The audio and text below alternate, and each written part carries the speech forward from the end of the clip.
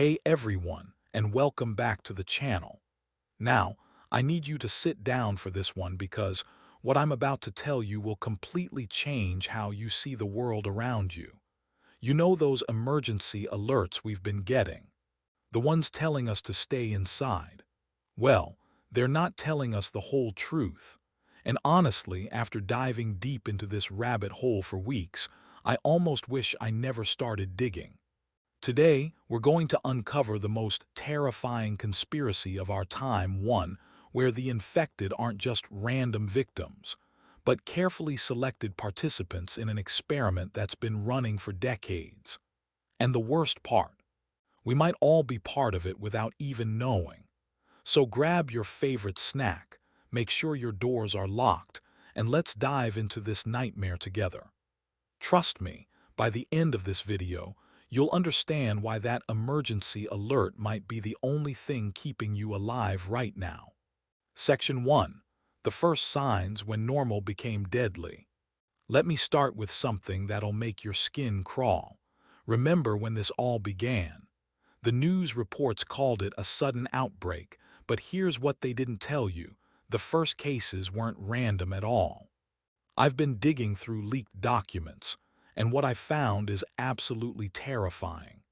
The initial infected individuals all had one thing in common. They were all participants in various health studies conducted by the same parent company over the past 15 years. We're talking about people who volunteered for sleep studies, nutrition research, even simple surveys about their daily habits. Innocent stuff, right? Wrong. These weren't studies, they were selection processes. Here's where it gets really scary. Each participant was given a unique ID number, and these numbers, they follow a pattern. A pattern that suggests this wasn't a random selection, but a carefully orchestrated experiment targeting specific genetic markers, behavioral patterns, and even geographical locations. The company behind all this, well, let's just say they have connections to some very powerful people. People who have been talking about population control and behavioral modification for decades. And now, suddenly, we have an outbreak that's forcing everyone to stay inside, isolated, dependent on the very systems these people control. But here's the thing that really keeps me up at night. If they could select the first wave of infected, what's stopping them from selecting the second wave? Or the third? And that brings us to something even more disturbing. Section 2. The selection process, how they choose who lives and dies. Okay, so you're probably wondering how exactly they're choosing people, right? Well, buckle up because this is where things get really dark. Through my research, I've discovered that the selection process isn't random, it's algorithmic. They're using data from social media, shopping patterns, medical records, even your streaming habits to create what they call behavioral profiles. Think about it, every time you use your phone, every purchase you make, every website you visit, you're feeding data into their system. And this data is being used to determine your value in their new world order. The leaked documents I found mention something called the optimization protocol. Basically, they're dividing the population into three categories. Category A: essential personnel scientists, engineers, medical professionals who align with their agenda. Category B: useful but expendable people who can serve their purposes, but aren't crucial long-term. Category C: unnecessary population, people they consider drains on resources. Now guess which category is most likely to get infected. If you guessed Category C, you're absolutely right. But here's the terrifying part. They're not just letting these people get sick naturally. They're actively ensuring it happens. I mean, at this point, I'm starting to think my obsession with pizza delivery and binge-watching Netflix might have actually saved my life by making me too boring for their algorithms to notice. The infection isn't spreading randomly. It's being deliberately distributed through contaminated supplies, targeted air systems, and even through those emergency care packages they've been handing out in certain neighborhoods.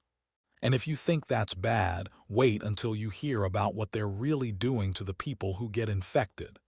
Section 3. The infected truth.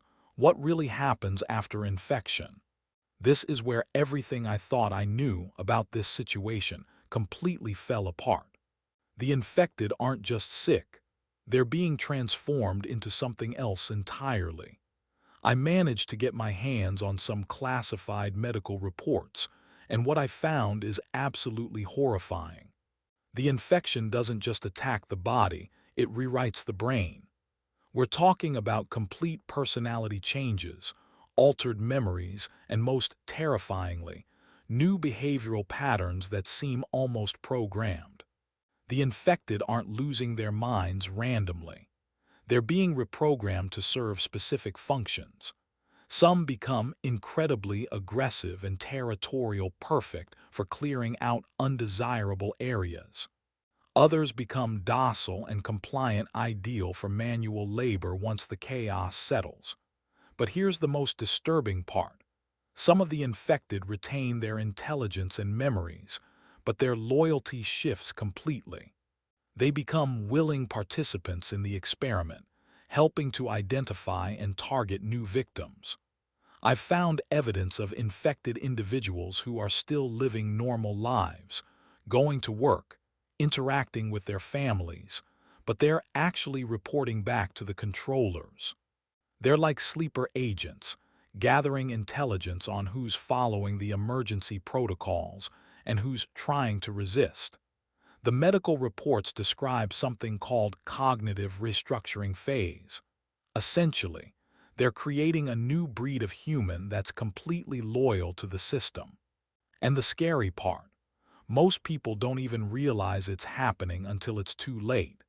This explains why the emergency alerts are so important. They're not just trying to keep us safe from the infected. They're trying to keep us from being selected for transformation. But wait, it gets even worse. Section 4. The real controllers, who's really behind this nightmare. Now, you're probably wondering who exactly is pulling the strings here. Well, after months of investigation, I've uncovered a network that goes deeper than I ever imagined. We're not talking about a single company or government agency. This is a global consortium of pharmaceutical companies, tech giants, and political organizations that have been working together for decades to create what they call the new social order. The documents I've found reference meetings dating back to the 1980s, where they discussed population optimization and behavioral control through biological means. They've been planning this for over 40 years. Some of the biggest names in tech, healthcare, and politics are involved. Companies that you use every day, politicians you might have voted for, organizations that claim to be working for the greater good. They've all been part of this plan. Here's what really blew my mind. They've been using social media algorithms to identify potential resistors. People who question authority, who share conspiracy theories, who don't follow mainstream narratives. These people are being flagged and prioritized for infection. That's right. If you've ever shared a post questioning the official story, if you've ever researched alternative explanations, if you've ever shown signs of independent thinking, you're probably on their list. Great, so basically everyone watching this video is probably doomed. Well, at least we'll go down knowing the truth. Don't forget to like and subscribe before they get us. The consortium has been using predictive modeling to determine how society will react to different scenarios. They've run thousands of simulations, testing everything from economic collapse to social unrest to biological outbreaks. And this current situation, it's their most successful simulation brought to life. But here's what they didn't count on. Section 5. The resistance networks, how people are fighting back. Despite all their planning and control, there are people fighting back. And I'm not talking about random individuals. I'm talking about organized resistance networks that have been preparing for this exact scenario. These networks include former employees of the consortium companies, military personnel who refused to participate, scientists who discovered the truth and went underground, and ordinary citizens who figured out what was happening before it was too late. They've been working to expose the truth and develop countermeasures. Some of the most important information I've shared with you today came from these brave individuals who are risking everything to get the word out. The resistance has discovered that the infection can be prevented and even reversed if caught early enough. They've developed protocols for identifying infected individuals before they become fully transformed, and they've created safe zones where people can live without fear of being selected. But here's the thing, the resistance needs more people. They need individuals who understand the truth and are willing to act on it. People who won't just sit back and accept what's happening. The emergency alerts telling us to stay inside. They're not entirely wrong, but they're not telling us the whole truth either. Staying inside protects you from immediate infection, but it also makes you isolated and vulnerable to other forms of manipulation.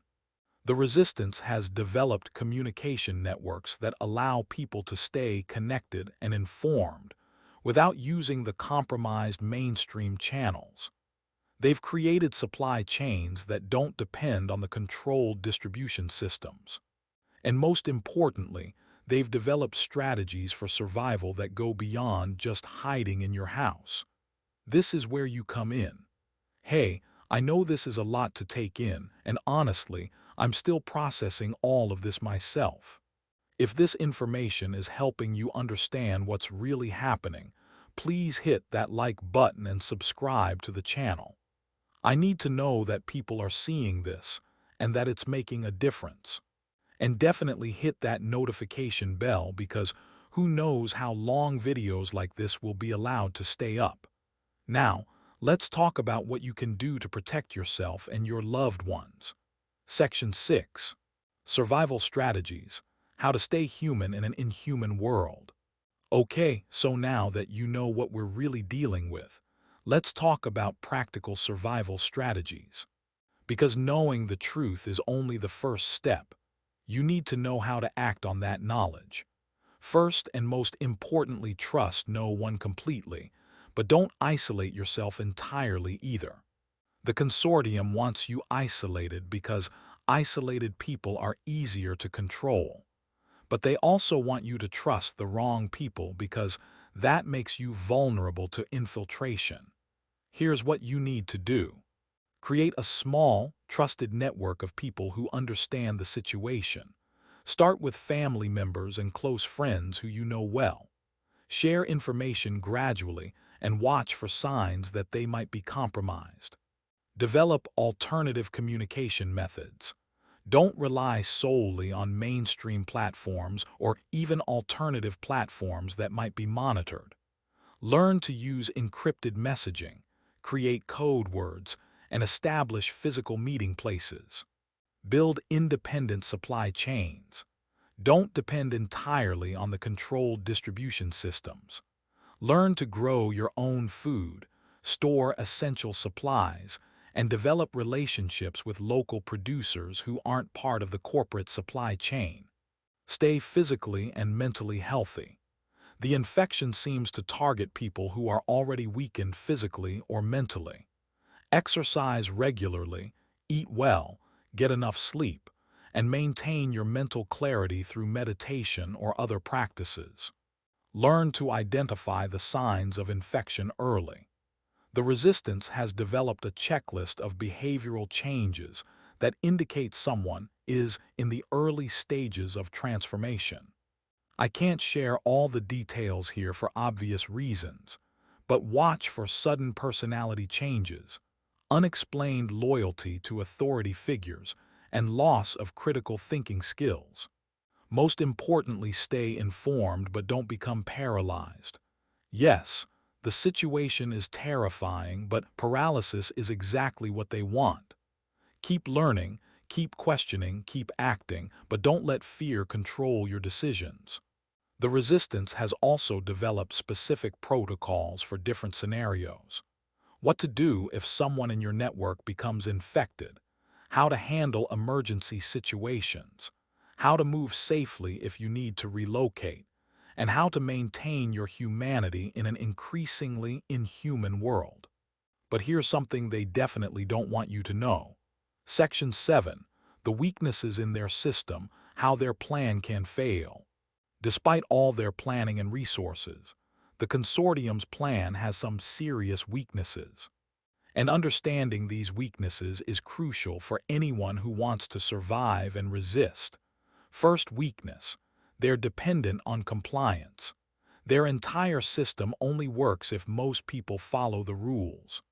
If enough people start questioning and resisting, their control mechanisms break down. Second weakness: they're overconfident. They've been planning this for so long that they've become arrogant. They assume people will react exactly as their models predict, but human nature is more unpredictable than any algorithm. Third weakness: they have internal conflicts. This isn't a unified organization with everyone working toward the same goal. There are different factions with different agendas, and these conflicts create opportunities for resistance. Fourth weakness: they're dependent on technology. Their surveillance systems, communication networks, and control mechanisms all depend on complex technology that can be disrupted or hacked. Fifth weakness: they need willing participants. They can't just force everyone to comply, they need people to voluntarily participate in their system. This creates opportunities for infiltration and sabotage. The resistance has been exploiting these weaknesses systematically. They've been spreading information to reduce compliance, creating chaos to disrupt their predictive models, exploiting internal conflicts to gather intelligence, attacking their technological infrastructure where possible, and infiltrating their organizations to sabotage from within. But the most important weakness in their system is something they never anticipated: the human spirit. They've created models based on fear, compliance, and self-interest, but they underestimated the power of love, courage, and the desire for freedom. This is why they're so afraid of information like this getting out. Section 8. The timeline: what's coming next. Based on the documents I've analyzed and the intelligence gathered by the resistance, I can give you a pretty clear picture of what's coming next. And honestly, it's not good. Phase 1, which we're currently in, was about establishing control through fear and isolation. Get people used to following emergency protocols, accepting restrictions on their movement, and depending on official sources for information. Phase 2, which is starting now, is about expanding the infection to include more useful categories of people. They're going to start targeting people who initially seemed safe: professionals, intellectuals, people with skills they need but personalities they want to modify. Phase 3, coming within the next 6-12 months, will be consolidation. They'll start moving people into safe zones that are actually controlled environments where they can monitor and manage the population more effectively. Phase 4, 12-24 months from now, is optimization.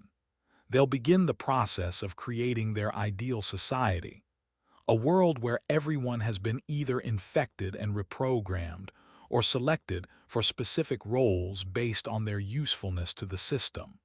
Phase 5, 5 years from now, is expansion. Once they've perfected their control system in one region, they'll begin implementing it globally, creating a world where independent human thought and action are essentially extinct. But here's the thing: this timeline only works if people don't resist. Every person who wakes up to the truth, every person who refuses to comply, every person who joins the resistance movement pushes their timeline back and creates new opportunities for the plan to fail completely. The resistance believes that if they can delay the timeline long enough and wake up enough people, the entire system will collapse under its own weight. But that requires massive coordinated action from people who understand what's really happening.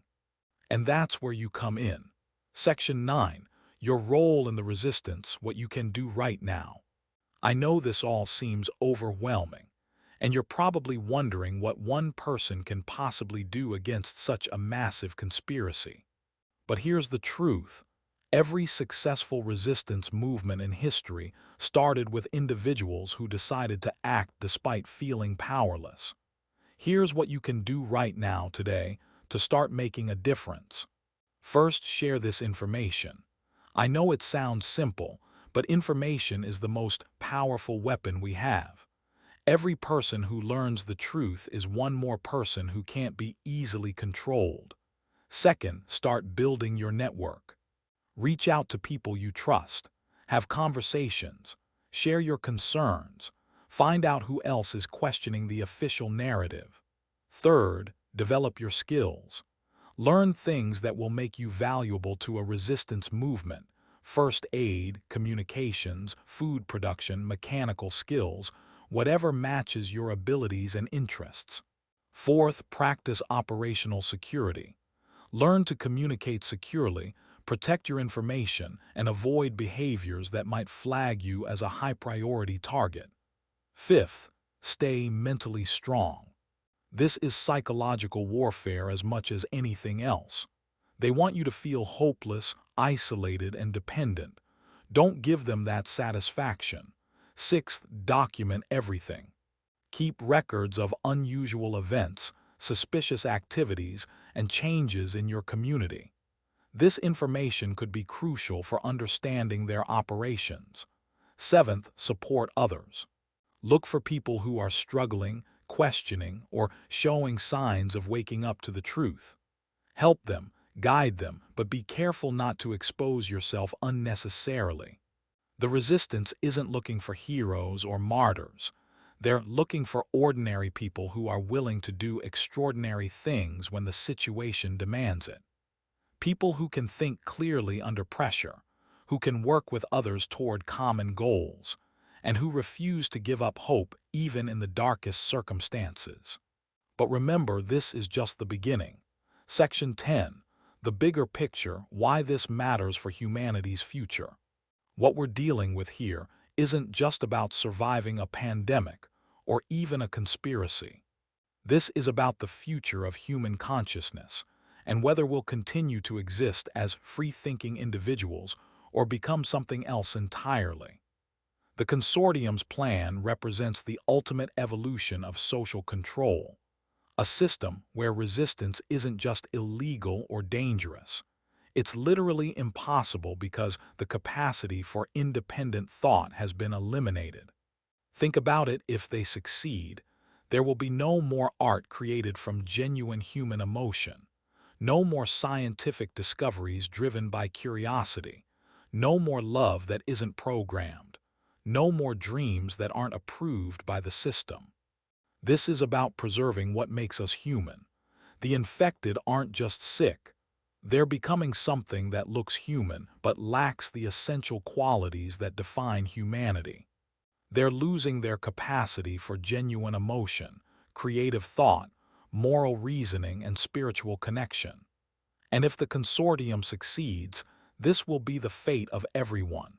Not through force, but through gradual transformation that makes people want to give up their humanity in exchange for safety, comfort, and belonging.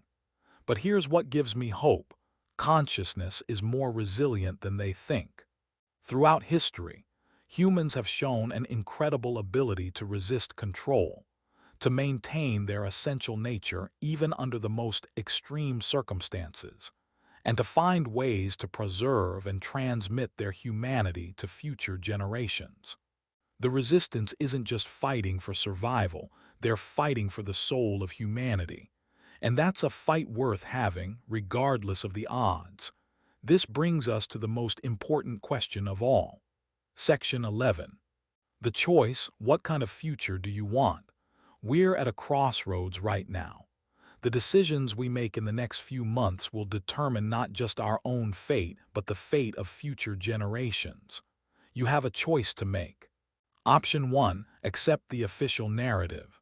Follow the emergency protocols. Trust the authorities. Hope that if you comply completely, you'll be safe. This is the easy choice, the comfortable choice, the choice that most people will make. Option 2, question everything.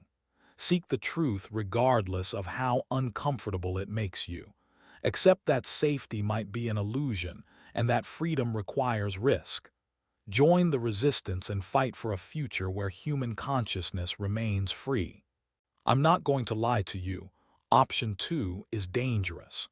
It means accepting that your life might be at risk, that you might lose friends and family members who can't handle the truth, that you might have to make sacrifices you never imagined. But option 1 is also dangerous. It's just a different kind of danger. It's the danger of losing yourself gradually, of becoming something that looks like you but isn't really you anymore, of living in a world where genuine human experience becomes extinct. The consortium is counting on people choosing option 1. Their entire plan depends on it. They've calculated that most people will choose safety over freedom, comfort over truth, belonging over independence. But they didn't account for people like you, people who are willing to ask difficult questions, who can handle uncomfortable truths, who value freedom more than safety. The choice is yours. But remember, once you know the truth, you can't unknow it. Once you understand what's really happening, you become responsible for acting on that knowledge. And that responsibility is both terrifying and liberating. Section 12. The hidden history, how long this has been planned. To really understand what we're dealing with, you need to know how long this has been in development. Because this isn't a recent plan, it's the culmination of decades of research and preparation. I've traced the origins of this conspiracy back to the 1970s, when several key figures in government and industry began discussing the problem of human unpredictability.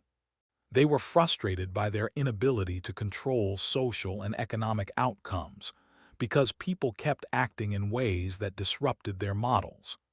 The early research focused on behavioral modification through environmental control, things like urban planning, media manipulation, and educational systems designed to produce more compliant citizens. But by the 1990s, they realized that environmental control wasn't enough.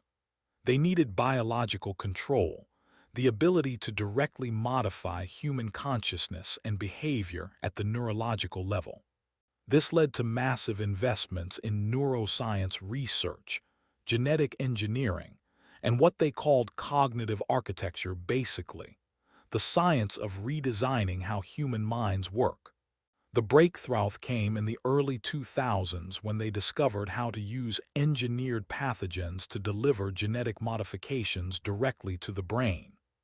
This technology allowed them to alter personality, memory, and decision-making processes without the subject even realizing it was happening. They spent the next 2 decades perfecting the technology and planning the deployment strategy. They ran small-scale tests in isolated communities, refined their delivery methods, and developed the infrastructure needed for global implementation. The current situation isn't the beginning of their plan. It's the final phase of a project that's been in development for over 50 years. But here's what they didn't anticipate. Section 13. The unintended consequences, how their plan is backfiring. Despite all their planning and preparation, the consortium's plan is creating unintended consequences that are undermining their goals. First consequence. The infection is mutating in unexpected ways. Some infected individuals are developing resistance to the control mechanisms. Others are experiencing partial transformations that leave them aware of what's happening, but unable to stop it. Second consequence. The resistance is growing faster than they anticipated. Their models predicted that most people would comply willingly, but the heavy-handed implementation of their plan is waking people up instead of putting them to sleep. Third consequence: their internal conflicts are escalating. Different factions within the consortium have different ideas about how to proceed, and these disagreements are creating opportunities for sabotage and intelligence gathering. Fourth consequence: the global economy is collapsing faster than they can control it. They needed a stable economic system to support their transformation process, but their own actions are destroying the infrastructure they depend on. Fifth consequence: international tensions are increasing. Not all world leaders are part of the conspiracy, and some are beginning to recognize what's happening and take countermeasures. These unintended consequences are creating windows of opportunity for resistance movements around the world. But these windows won't stay open forever. The consortium is adapting their strategies to address these problems. This is why timing is so crucial. Section 14. The technology behind the control, how they're doing it. To effectively resist this system, you need to understand the technology they're using to control people. And honestly, it's both more sophisticated and more vulnerable than you might think. The primary delivery system is through what they call aerosol genetic modification. Basically, they're putting engineered viruses in the air that can modify your DNA and brain chemistry without you knowing it. These viruses are designed to target specific genetic markers, which is why some people seem to be naturally resistant while others are highly susceptible. They've been collecting genetic data for decades through medical tests, ancestry services, and even social media photos to create detailed genetic profiles of the population. The secondary delivery system is through contaminated supplies, food, water, medicine, and even personal care products. They've been gradually introducing modified compounds into common products to prime people's systems for the main infection. The tertiary delivery system is through electromagnetic manipulation. They're using cell phone towers, Wi-Fi networks, and other wireless infrastructure to broadcast frequencies that can influence brain activity and make people more susceptible to the biological modifications. But here's the important part. All of these systems have vulnerabilities. The biological agents can be neutralized with certain compounds. The contaminated supplies can be identified and avoided, and the electromagnetic manipulation can be blocked or disrupted. The resistance has developed countermeasures for each of these delivery systems, but they require knowledge, preparation, and resources that most people don't have access to. This is why building networks is so important. Section 15. The psychological warfare, how they're breaking your mind. The biological and technological aspects of their plan are only part of the story. The psychological warfare component is equally important and potentially more dangerous. They're using sophisticated psychological techniques to break down your mental defenses and make you more susceptible to control. These techniques include isolation, separating you from your support networks so you become dependent on official sources for information and social connection. Information overload, flooding you with so much conflicting information that you give up trying to determine what's true and just accept whatever authority figures tell you. Learned helplessness, creating situations where you feel powerless to change your circumstances, so you stop trying to resist. Gaslighting, making you question your own perceptions and memories, so you become dependent on external validation of reality. False choices, presenting you with options that all lead to the same outcome, so you feel like you're making free choices when you're actually being manipulated. Social pressure, using your desire to belong and be accepted to pressure you into compliance with their agenda. The scary part is that these techniques work even on people who know about them. Understanding psychological manipulation doesn't make you immune to it. It just makes you more aware of when it's happening. This is why mental preparation is so crucial. Section 16. The safe zone's truth or trap. One of the most important things you need to understand is the truth about the safe zones that are being established around the world. Because they're not what they seem. On the surface, these zones are presented as protected areas where people can live safely while the crisis is resolved.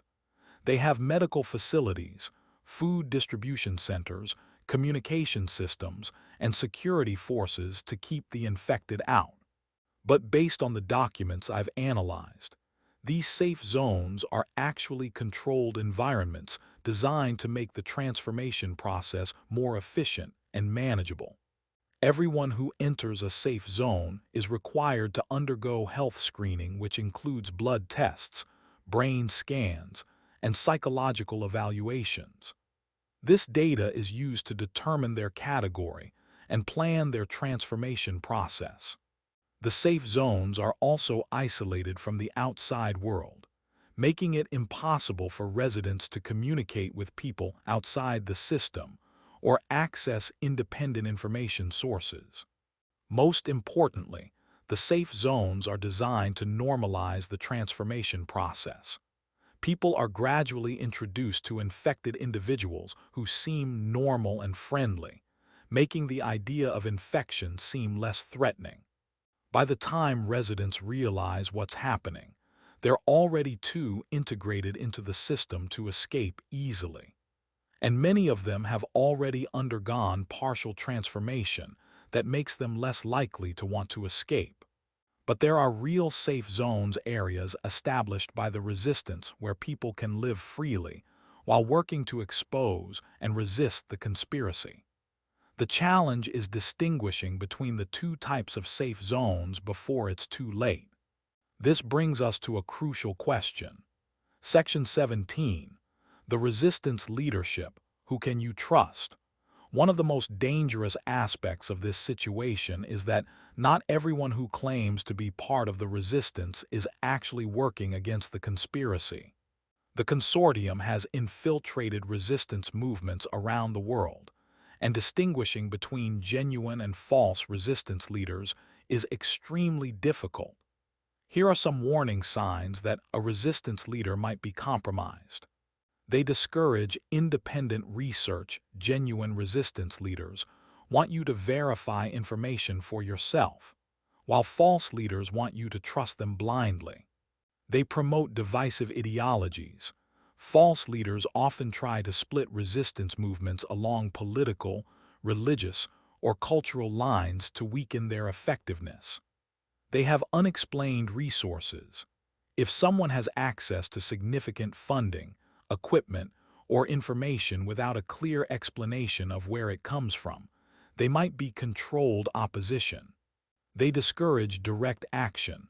False leaders often promote passive resistance or symbolic actions that don't actually threaten the conspiracy's operations. They target other resistance leaders. False leaders often spend more time attacking other resistance figures than fighting the actual conspiracy. Genuine resistance leaders, on the other hand, tend to encourage independent verification. They want you to confirm information through multiple sources and develop your own understanding of the situation. Focus on unity. They try to bring people together around shared goals rather than dividing them over differences. Demonstrate transparency. They're open about their background, resources, and methods, even when this creates security risks. Promote effective action. They focus on strategies that actually disrupt the conspiracy's operations rather than just making people feel better. Support other resistance efforts. They collaborate with other leaders and promote effective resistance activities even when they don't get credit for them. The key is to never trust any single source completely. Section 18. The international dimension, how global this really is. What makes this conspiracy so difficult to fight is that it's not limited to any single country or region. This is a truly global operation with coordination between organizations on every continent. I've found evidence of consortium activities in North America, Europe, Asia, Africa, and South America. They've adapted their strategies to work within different political systems, cultures, and economic structures, but the basic plan remains the same everywhere. In democratic countries, they're using the existing political system to implement their agenda through emergency powers and public health measures. In authoritarian countries, they're working directly with government leaders who are either part of the conspiracy or being manipulated by it. In developing countries, they're using economic pressure and aid programs to force compliance with their agenda. The coordination between these different operations is facilitated by international organizations, multinational corporations, and communication networks that operate outside normal government oversight. This global scope means that traditional forms of resistance like political action within a single country are largely ineffective. The consortium can simply move their operations to different regions if they face too much resistance in one area. Effective resistance requires international coordination between groups that understand the global nature of the conspiracy and can work together across national boundaries. But this also creates opportunities for resistance. If the conspiracy is truly global, then successful resistance in one region can have impacts worldwide. This is why information sharing is so crucial. Section 19. The economic dimension, how money flows in this system. Understanding the economic aspects of this conspiracy is crucial for effective resistance, because ultimately, this is about control of resources and the creation of a system where a small group of people have absolute power over everyone else. The consortium has been systematically destroying independent economic systems and replacing them with centralized systems they control.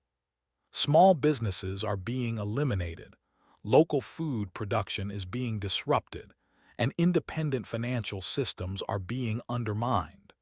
At the same time, they're creating new economic dependencies. People who lose their traditional sources of income become dependent on government assistance, corporate employment, or participation in the controlled economy. The digital currency systems they're implementing aren't just about convenience. They're about creating complete financial surveillance and control. Every transaction can be monitored, approved, or blocked based on your compliance with their agenda. The resource scarcity they're creating isn't natural. It's artificially manufactured to force people to accept their control systems in exchange for access to basic necessities. But understanding these economic mechanisms also reveals opportunities for resistance. Alternative economic systems, local resource networks, and decentralized financial systems can provide independence from their control mechanisms. The key is building economic resilience before you need it. Section 20. The spiritual dimension, why this matters for your soul. I know this might sound strange given everything else we've discussed, but there's a spiritual dimension to this conspiracy that's just as important as the biological, technological, and economic aspects. The transformation process doesn't just change your behavior and thinking. It affects what many people would call your soul or essential self. People who undergo complete transformation lose something fundamental about their humanity. They lose their capacity for genuine spiritual experience, the ability to feel connected to something greater than themselves, to experience transcendence, to feel the deep meaning and purpose that comes from spiritual awareness. They lose their moral intuition, the inner sense of right and wrong that guides ethical behavior even when no one is watching. They lose their creative spark, the ability to create something truly new and meaningful, rather than just recombining existing elements according to programmed patterns. They lose their capacity for love, not just romantic love, but the deep compassion and connection that allows humans to care about others as much as themselves. This is why resistance is so important. It's not just about preserving your life or your freedom. It's about preserving your soul. The good news is that spiritual practices can provide protection against the transformation process. Meditation, prayer, deep contemplation, and other practices that strengthen your connection to your essential self make you more resistant to their control mechanisms. This is why they're so afraid of spiritual awakening. Section 21. The Children Protecting the Next Generation. One of the most heartbreaking aspects of this conspiracy is what they're doing to children. Because children are more susceptible to the transformation process and less able to resist or understand what's happening to them. The consortium has been targeting children specifically through school programs, youth organizations, and even entertainment media designed to prepare them for transformation. They're using educational systems to identify children with specific genetic markers, behavioral patterns, or family backgrounds that make them either valuable for their purposes or dangerous to their plans. They're using social media and gaming platforms to collect detailed psychological profiles of children and to influence their development in ways that make them more compliant and less independent. Most disturbingly, they're using medical programs to begin the transformation process in children as young as 5 years old, disguising it as routine health care or special programs for gifted children. Parents who understand what's happening face impossible choices. How do you protect your children without completely isolating them from society? How do you prepare them for what's coming without traumatizing them? How do you give them the tools they need to resist without putting them in danger? The resistance has developed specific protocols for protecting children, but these require careful planning and often significant sacrifices from parents who are willing to prioritize their children's humanity over their immediate safety or social acceptance. This is about the future of humanity itself. Section 22. The Signs of Transformation, How to Tell if Someone is Changing. One of the most important skills for survival in this situation is the ability to recognize when someone is undergoing transformation. Because the changes aren't always obvious, and by the time they become obvious, it might be too late to help the person or protect yourself. Early signs of transformation include subtle personality changes. The person becomes slightly more compliant, less questioning, more accepting of authority figures. Changes in interests. They lose interest in activities they previously enjoyed, especially creative or independent activities. Altered social connections. They become less interested in maintaining relationships with independent-minded people and more interested in connecting with compliant individuals. Reduced emotional range. They seem less capable of experiencing intense emotions, both positive and negative. Changed decision-making patterns. They become more focused on short-term comfort and security rather than long-term goals or principles. Middle-stage signs include memory inconsistencies. They remember events differently than they used to, often in ways that support the official narrative. Increased conformity. They become uncomfortable with any behavior or ideas that deviate from accepted norms. Reduced empathy. They become less able to understand or care about other people's perspectives or suffering. Mechanical behavior. Their actions become more predictable and less spontaneous. Late-stage signs include complete compliance. They never question authority or official explanations. Emotional flatness.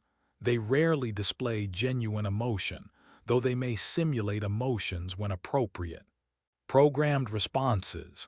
They respond to certain topics or questions with what seem like pre-programmed answers.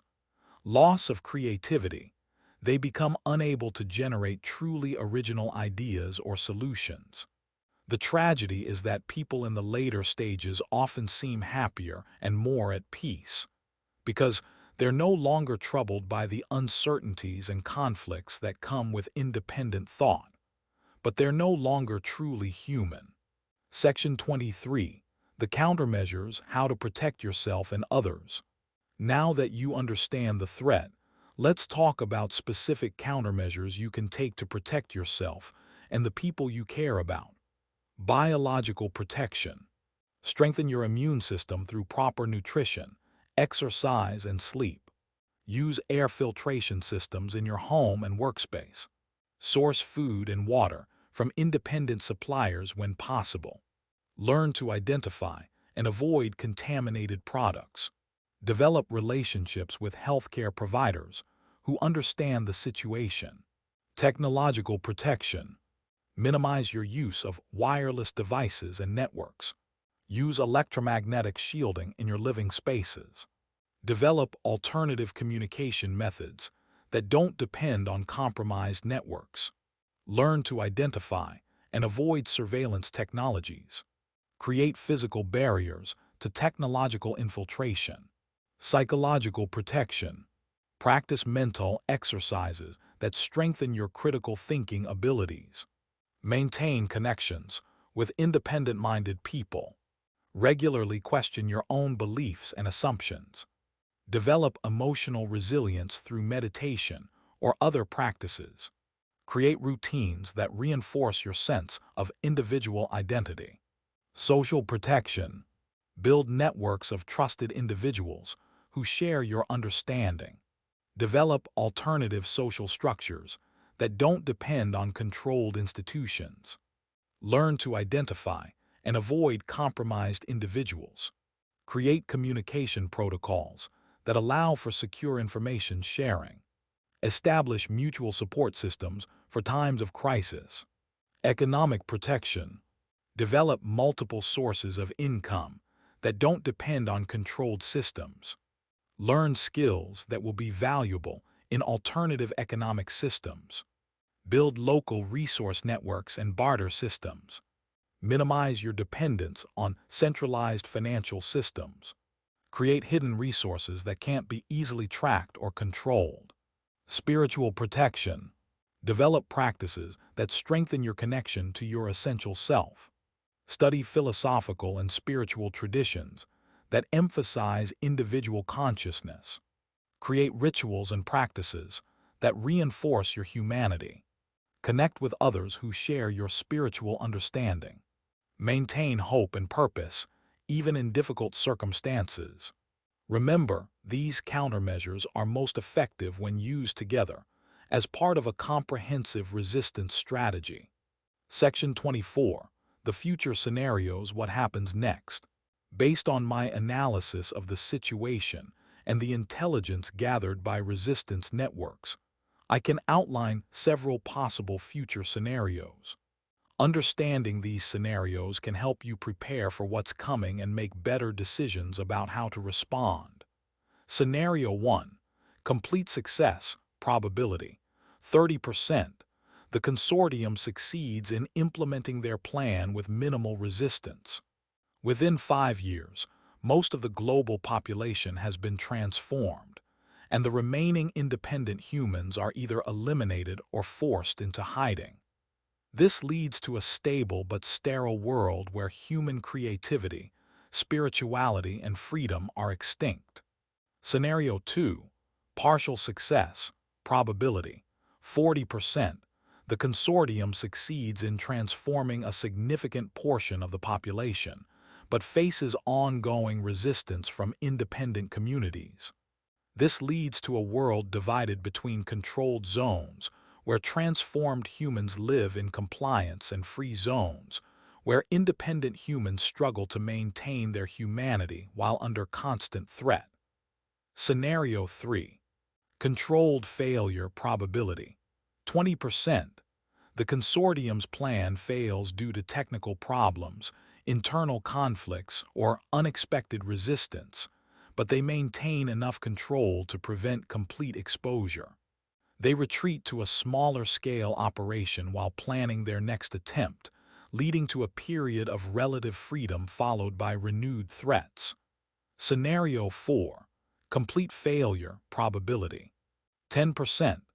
The consortium's plan fails completely due to massive resistance, technical failures, or exposure of their activities. The transformed individuals are treated or recover naturally. The conspiracy is exposed to the public, and humanity enters a new era of awareness about the importance of protecting consciousness and freedom. The scenario that actually occurs depends largely on the choices made by people like you over the next few months. Every person who wakes up to the truth, every act of resistance, every network that forms increases the probability of the better scenarios and decreases the probability of the worse ones. This is why your actions matter so much. Section 25, the call to action, what you must do now. We've covered a lot of ground in this video, and I know it's overwhelming. But now comes the most important part, what you're going to do with this information. Because knowing the truth creates responsibility. You can't just go back to your normal life and pretend none of this is happening. The knowledge you now have comes with an obligation to act. Here's what you need to do immediately. First, 24 hours. Secure your immediate environment and assess your current vulnerability. Identify the people in your life who might be open to this information. Begin implementing basic protection measures. Start researching local resources and alternative supply chains. First week, have careful conversations with trusted individuals about what you've learned. Begin building your network of aware and prepared people. Implement more comprehensive protection measures. Start developing alternative communication methods. First month, establish secure communication with broader resistance networks. Develop your skills and resources for long-term resistance. Begin helping others wake up to the truth. Create backup plans for various emergency scenarios. Ongoing, continue learning and staying informed about developments. Strengthen your networks and mutual support systems. Take increasingly effective action to resist and expose the conspiracy. Help others develop their own resistance capabilities. Remember, you're not alone in this. There are people all over the world who understand what's happening and are working to resist it. Your job is to find them, connect with them, and contribute to the collective effort. But also remember, time is running out. The consortium's plan is moving forward rapidly, and the window for effective resistance is closing. Every day you delay is a day lost, and every person who remains unaware is a person who might be lost forever. The future of humanity depends on what people like you do right now. So there you have it, the complete truth about what's really happening in our world right now. I know it's a lot to process, and honestly, I wish I could tell you that things are going to be okay and that someone else is going to fix this situation for us. But that's not how this works. The only people who can save humanity are humans themselves, people who understand what's at stake and are willing to act on that understanding.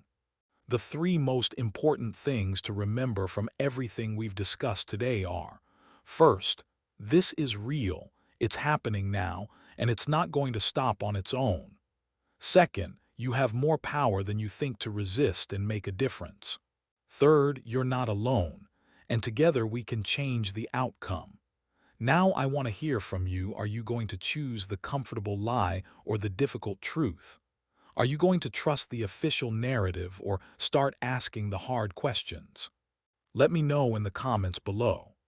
And if this video has opened your eyes to what's really happening, please hit that like button and subscribe to the channel because I'll be continuing to share information like this as long as I'm able to. Make sure you ring that notification bell because you never know when videos like this might disappear. In my next video, I'm going to dive even deeper into the specific survival strategies that resistance networks are using to stay free and help others escape the transformation process.